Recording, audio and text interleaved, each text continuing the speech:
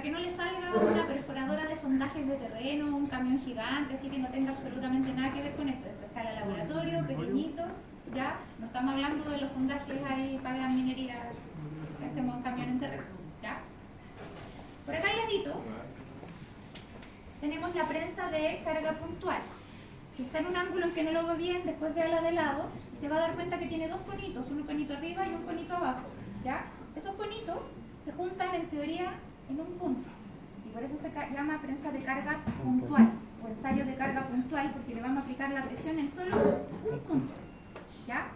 Por eso es que después, cuando se quiere homogeneizar esos datos con los del ensayo uniaxial, es que se tiene que hacer cálculos, porque en el fondo tenemos que agregar el área.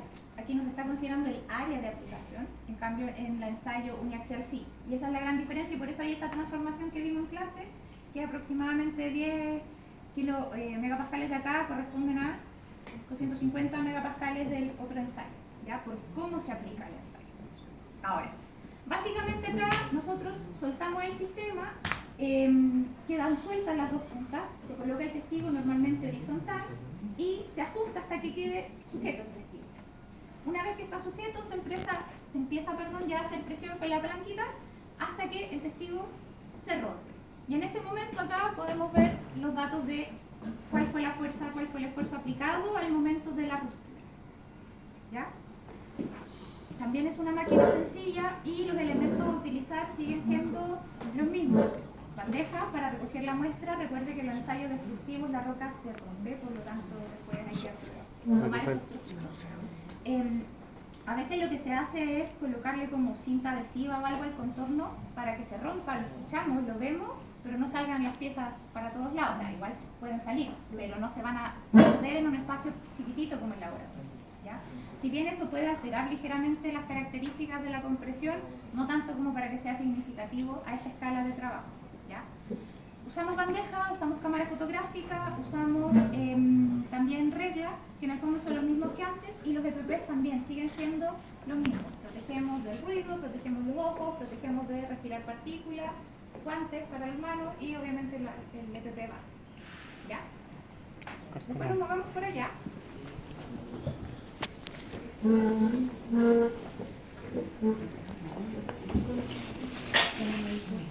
Sí, no se vaya a pasar con lo que estamos hablando. Entonces, esta es la prensa hidráulica. En ella se hace el ensayo uniaxial y triaxial. En nuestro caso, para el informe va solamente el ensayo uniaxial, pero para que sepa que es la misma máquina con la que se hace el ensayo triaxial, ¿ya? Si usted se da cuenta, adentro hay una superficie plana y sobre ella se coloca el testigo vertical y lo que se hace es que la parte superior empieza a aplastar, hasta que el testigo se rompe, ¿ya? Ahora bien, cuando se hace el ensayo triaxial, básicamente se le agregan estas celdas, como las que están acá, donde va a haber un fluido a presión constante en las otras direcciones. Entonces la presión desde las otras direcciones es parejita, constante durante todo el tiempo, y la presión en uno de los ejes va aumentando, ¿ya? En el ensayo uniaxial, la presión es solo en una dirección y por lo tanto, con que se aplique arriba y abajo, es solo una dirección.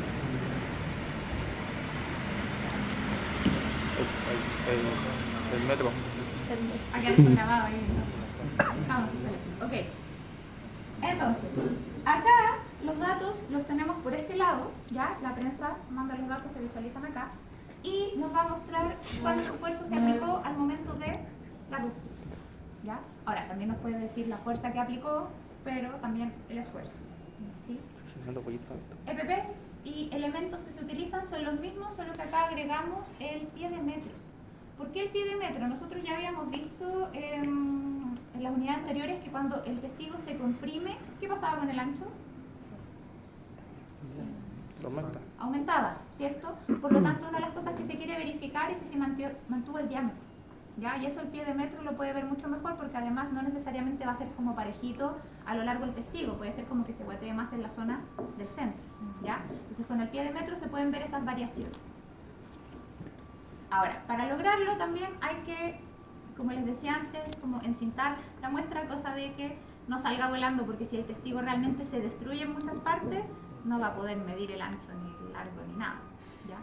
Por eso se hace, no porque queramos alterar el ensayo como dándole ahí una fuerza extra de cohesión al testigo, sino para que poder medir otros elementos. Ya a veces se prioriza una cosa sobre la otra. Y nos movemos a la última maquinita, la sierra.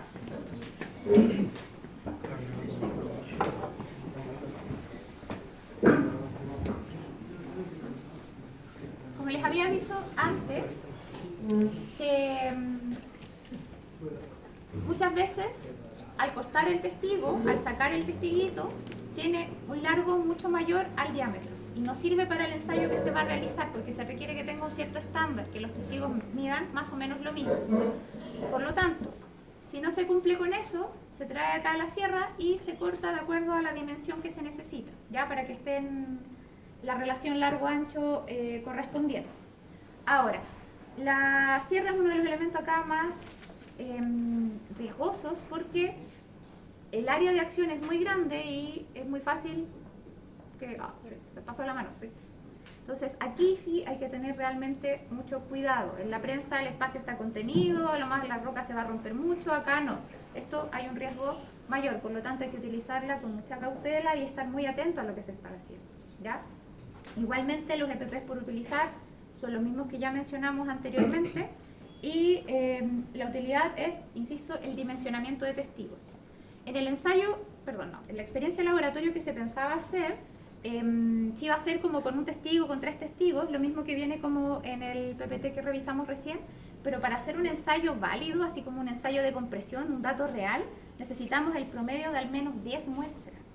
Por lo tanto, se requieren al menos 15 testigos que tengan las mismas dimensiones, que 10 tengan ensayos válidos, se calcula el promedio y recién con eso decimos, esta es la compresión de esta roca. ¿Ya? No se hace con un testigo, porque a lo mejor justo ese testigo se sacó de una zona que tenía alguna microgrieta, algo que no se ve a simple vista, pero que se rompió antes por eso, y no porque la roca intacta tuviera esa característica, ¿ya? Entonces, en ese sentido, el tener varias muestras y el contar con una sierra es necesario con la testiguera, ¿ya? Es decir, obtengo los testigos y me aseguro que tengan las mismas dimensiones. Igualmente es muy difícil que queden perfectas las dimensiones. Una cosa es lo que usted mide y otra es que al momento de usar la sierra no se vaya a mover, ¿ya? Y es por eso, por ejemplo, que tenemos que en los cálculos se calcula el promedio de largo y el promedio de diámetro, porque usted a lo mejor quería que todos los testigos fueran de 7 de diámetro y 14 de largo, pero falló y quedaron con medidas parecidas, no iguales, ¿ya? Por eso se calcula también el promedio, ¿ya? Esas son las máquinas que tiene que utilizar y pensar en su informe. Entonces, en la parte de la introducción, cuando le pide hablar de máquinas, la idea es que busque algo como estas 4 máquinas: la testiguera, la sierra, la prensa